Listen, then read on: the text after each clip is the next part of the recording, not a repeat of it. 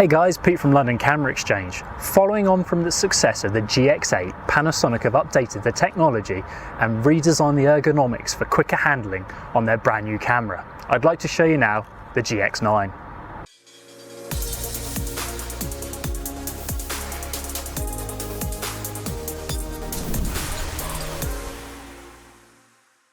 Very similar in shape and size to its predecessor, Panasonic have added some handy new additions and features to the GX9.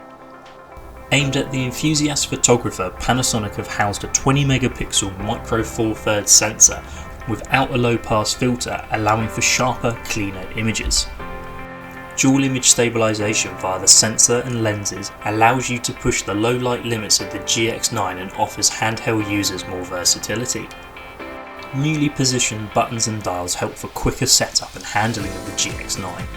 The exposure dial has moved further across, making it easier to turn while shooting with the Lumix. The focus lever is far easier to switch between selections, and the power switch has been updated and now surrounds the movie recording button.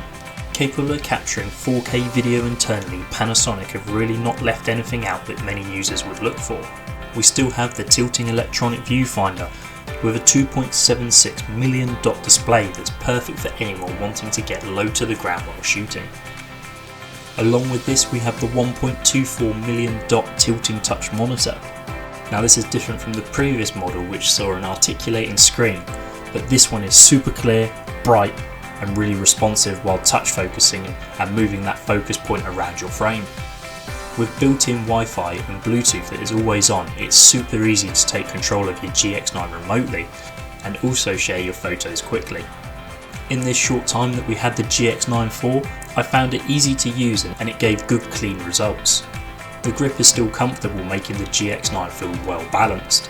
Now I'm not sure if this was a final model I was using, but considering how early I got my hands on it, I can't imagine it's 100% production.